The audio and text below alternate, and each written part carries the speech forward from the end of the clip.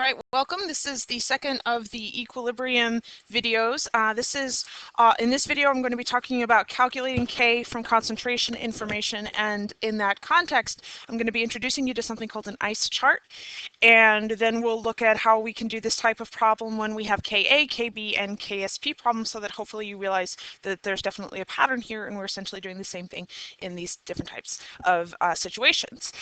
So this is the second of our primary topics on equilibrium. The first was writing equilibrium expressions. Now we've moved on to calculation. So we're calculating the value of K when we've been given concentration. That's what this is all going to focus on. Now, there's a general strategy for calculating K from concentration that's shown on this slide. So this is our strategy slide. How do you do this type of problem? First up, you determine initial and equilibrium concentrations where you can, basically from the information that's been given in the problem. You try to organize it, like, hey, what's the initial, what's the equilibrium? Then you determine the change that had to have happened between the initial concentration and the equilibrium concentration for your knowns. Basically, from the numbers in the problem, work out the change between initial and equilibrium based on what they've given you. Then you're going to use that change that you determined for one chemical species and apply it to the change for the other chemical species that are in the reaction using stoichiometry, using ratios. You know that if everything's in a 1-to-1, that if one reactant went down by a certain amount, the other reactant must have gone down by the same amount. That's that idea. Then you will simply calculate the equilibrium concentrations for based on those changes that you worked out. So it's like you work out the change and then you simply apply the change to calculate equilibrium concentrations, and then you simply plug the equilibrium concentrations that you determined into a K expression, and that allows you to solve for the value of K. In other words, this whole strategy that is laid out on this slide is essentially saying use an ICE chart. An ICE will stand for initial, change, and equilibrium. ICE, and in that order, initial, change, and equilibrium. So to show you what I mean, we have a simple problem here. For the reaction shown below, calculate the value of K if a reaction starting with 1.000 molar N2 and 1.000 molar H2 produces 0.157 molar NH3 at equilibrium. I'm going to solve this with an ICE chart. So I have the balanced chemical equation, and I'm simply, to sort of show you how I'm filling this in, I'm going to write three sort of rows, I, C, and E, initial concentrations. So we're going to start with initial concentrations. Essentially, we're going to think about what information the problem gives us. And the problem tells us that we're starting with, so that's initial, 1 molar N2 and 1 molar H2. So I'm going to fill that in for both the N2 and the H2. I know the problem tells me that I'm starting with 1 molar N2 and 1 molar H2. Great. And then it says it produces 0.157 molar NH3 at equilibrium. Ooh, well, that's a big one. That's not initial. That's at equilibrium. The problem literally tells me that at equilibrium, we have 0.0157 molar NH3. So in the equilibrium column, I'm going to fill that in for the NH3. Now, those are the three numbers that the problem gives me explicitly, but those aren't enough numbers to fill in the rest of the ICE chart. So then the key is recognizing that the problem actually implicitly gives you a fourth number. And the fourth number is the initial concentration of the NH3. Think about this. When you're doing a chemical reaction, you start with reactants. You don't start with products. The implicit number here is 0 molar. You're not starting with any ammonia. The problem, in fact, says that we're only starting with nitrogen and hydrogen. So you do actually know. The problem doesn't have to tell you this because they think that you can, figure it out that you're not starting with any products. You're only starting with reactants. This is a big thing in equilibrium. Unless the problem specifically tells you that you're starting with a certain amount of product, you are starting with 0 product. Unless there is specific information about starting with an initial amount of ammonia, you know you're starting with 0 product in every problem, in every case. So we know that we have 0 molar product. That's key. Now we can fill out the change row. Now, which thing do we have the most information about? We have the most information about the ammonia because we have the initial and we have the equilibrium. So therefore, we know that it must have changed by 0.157. But now, did it go up or did it go down? Well, it went from 0 to 2.157, so you know it increased by that much. So I am going to write a plus. Now, this should make sense because products They're products. They're being produced. So you're going to create them. You add to your amount of products every time. You're increasing your amount of products. Versus reactants, they decrease. They get used up. So our arithmetical function for our reactants for the change column is actually going to be minus. So I'm going to write that in right now. So I figured out the change for the ammonia. Now I'm going to use stoichiometry to figure out what the change for the nitrogen and the hydrogen must have been. So this is where the coefficients are going to come into play. So the change for the nitrogen is going to be 1/2 of the change for the ammonia, 1/2 of 0.157. Because the way I figured that out is I essentially said if the change for the NH3 is 0.157, this is NH3, then I'm just using my ratios in essentially a T-chart that says that, well, you know, okay, 2 moles of ammonia come from 1 mole of nitrogen. So the change for the nitrogen must have been 1/2. There's that 1/2. That's where that 1/2 came from. And then similarly for the hydrogen, now the change is going to be minus 3/2 of 0.157. And this is worked out the exact same way. The reason I know it's 3/2 is because, okay, I'm going to take the 0.157, and this is NH3, and then I'm simply going to use my mole ratios, and 2 moles of NH3 come from 3 moles of H2. So, you know, there's my 3/2. That's going to be the change in the hydrogen, and that's how we're working that out. So that's what I say when I mean we're using stoichiometry to get the change for everything else. Okay, now I can actually calculate the equilibrium concentrations by simply doing the math that I've set up in my ice chart. I said that we're starting at 1 molar for nitrogen, and then we're going to lose 1/2 of 0.157. So, okay, that's just calculating it. And the equilibrium concentration winds up being 0.9215 molar for the nitrogen. For the hydrogen, again, do the same thing. 1 minus 3/2 of 0.157 will give us 0.7645 molar. So that's just math. You're just doing the math that you said to do. Now you have an ice chart filled out. Yay! Now we can go back and look at what the problem is asking us for. It's asking us for the value of K. We have worked out the equilibrium concentrations. What we're going to do now is write the equilibrium expression for this reaction. So it's products over reactants raised to their coefficients. So it's NH3 squared over N2 times H2 cubed. This is an expression.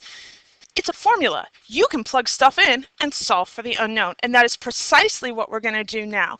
We have the equilibrium concentrations for all 3 of these things, so we are just going to plug and chug and solve for the value of K. So we said that we have to take the NH3 concentration, which is 0.157 molar, and square it. Great. And then we're going to divide by the N2 concentration, which is 0.9215. Again, we only use equilibrium concentrations in an equilibrium expression. And then the H2 concentration, which is 0.7645 molar cubed. And then you simply solve. That's all you do. You solve and you get a value. So when I solve this, I get a value of 0.0. I think I can't read my writing. I think that's a 599. I hope it is. But I think you get the idea. And this is equal to K. This is K. Remember, K has no units. It's a ratio. It's a ratio of products to reactants. So this ratio, because it's less than 1, it is telling me that there are more reactants than products at equilibrium, which I can actually see from the equilibrium concentrations. And there you go. That's the process. That's the procedure. Fill in an ice chart. Initial, change, equilibrium. Products start at 0. Figure out the change for one species. Use stoich to apply that change to the other species. Plug it into an equilibrium expression and solve. In fact, this is going to be our strategy for almost every single equilibrium calculation problem we see. This is our strategy you're going to see me reference again and again and again. If you don't know what to do in an equilibrium problem, if you do these steps, you'll probably get pretty far in it, if not solve it completely. Write a reaction to describe the system. If a reaction has not been given to you in an equilibrium problem, then write a reaction. How do you know which reaction to write? That's a good question.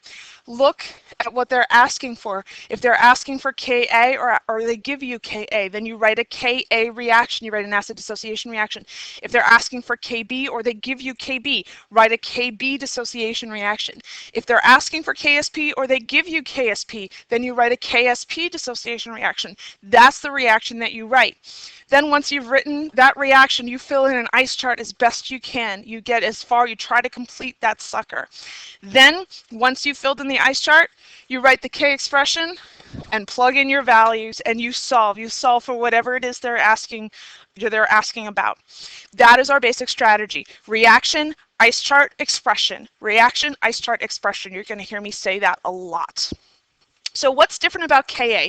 How would you see this type of problem in a Ka situation, this asking for Ka from concentration information? So an example is the pH of a 0.1 molar solution of formic acid was measured to be 2.38 at 25 degrees Celsius. Calculate Ka for formic acid at this temperature. Remember, pH is a comment on concentration, right? So when we see this, we know that we have the hydrogen ion concentration. It's not equal to H+, but we can get H+ from pH. A couple key points about this. When you have this situation, the given pH is the equilibrium pH, not the initial pH.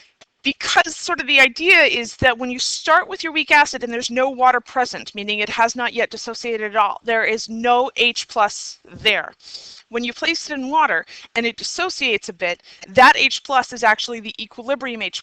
That H+ was not present. When you started, all you had was this, like that was your initial. So H+ is actually a product.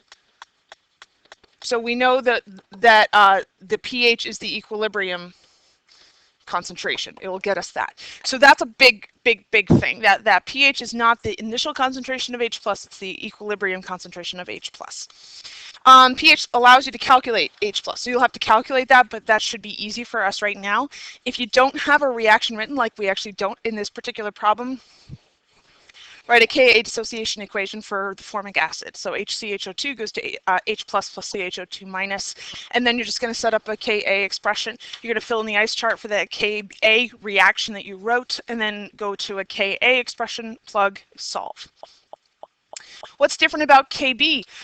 Not that much. It's basically the same as a Ka problem with one very small tweak to it. So now we have the pH of a 0.2 molar solution of ammonia was measured to be 11.28 at 25 degrees Celsius. Calculate Kb for ammonia. Same thing, same idea. The given pH is the equilibrium pH, not initial.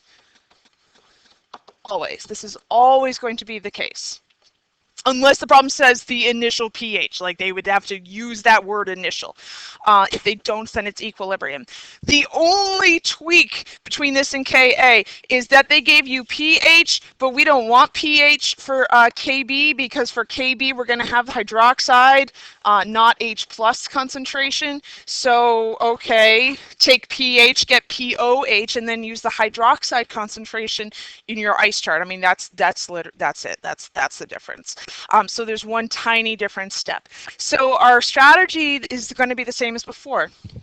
Write a Kb dissociation equation. That's the reaction that you want to write. Like one was not given here in this problem. You'd want to write the NH3 plus H2O goes to OH minus plus NH4 plus.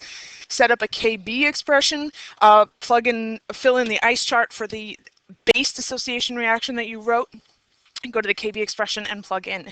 Now, a little note here. A lot of nitrogen compounds like ammonia or CH3NH2, they tend to be weak bases. So this is just kind of a thing to look for. If you notice that you have, excuse me, a nitrogen compound like this with maybe even it looks like a lot of H's and a lot of C's, it's probably going to be a weak base. And you'll want to write it as, attracting a proton rather than donating a proton. What's different about a KSP problem? In an example problem here, that's shown for you. It says a saturated solution of silver chromate is prepared where the solubility of Ag plus is 1.3 times 10 to the minus 4th molar. Calculate KSP, assuming the system is at equilibrium. Okay, couple key points, and one that I neglected to include in the type on this slide, unfortunately. Saturated. This is a big one for KSP problems. This is code for equilibrium. So when you see the KSP problems say that it's saturated, that is telling you that it's at equilibrium. So in this problem right here, when it says the solubility, the saturated solution has the solubility of Ag plus to be 1.3 times 10 to the minus 4th molar, that actually means because this is the saturated concentration, that means that this is the equilibrium concentration. So that's a big, big thing. If it says saturated, that means we're at equilibrium. So if this is the saturated concentration, then that means that's the equilibrium concentration. On KSP problem, you want to write a KSP dissociation reaction. So this one we'd write Ag2 CrO4 goes to 2Ag plus CrO4 2 minus. Solubility is not KSP. It's not the same thing. Solubility, if it asks for solubility or it gives you solubility, that's molarity. Solubility is molarity. How many moles per liter dissolved? How many moles per liter went into solution? So solubility is the molarity of an ion. The phrase molar solubility is often one that we see in this type of problem. I don't know why they use a different term, because all it means is molarity. So know that when you see that phrase, if you see that phrase molar solubility, it just means molarity. It's just telling you the concentration of the ion. That's it. Watch your ratios. Quite often, the ions that are in KSP problems are not in 1-to-1-to-1 ratios. Typically in the acid-base problems we're going to be doing, yeah, everything is nice, it's 1-to-1-to-1. Usually not the case in KSP. We notice in this one, for example, it's a 2-to-1 ratio. So the change for the silver is going to be twice the change for the chromate. So make sure you're watching your stoich on this type of problem. Be mindful of units. Quite often, grams per liter could be given to you as the solubility, as the saturated solubility. You cannot take that number and plug it into the ice chart. You have to use molarity in an ice chart because, remember, we're using the ice chart to get the equilibrium concentrations to use then in the K expression. So we need molarity in the ice chart. So simply convert first and then do your work with the ice chart. And that's really it. Those are the fundamental differences. So tomorrow you're going to be seeing essentially all these types of problems, and you're using this strategy for a Ka problem, for a Kb problem, for a KSP problem.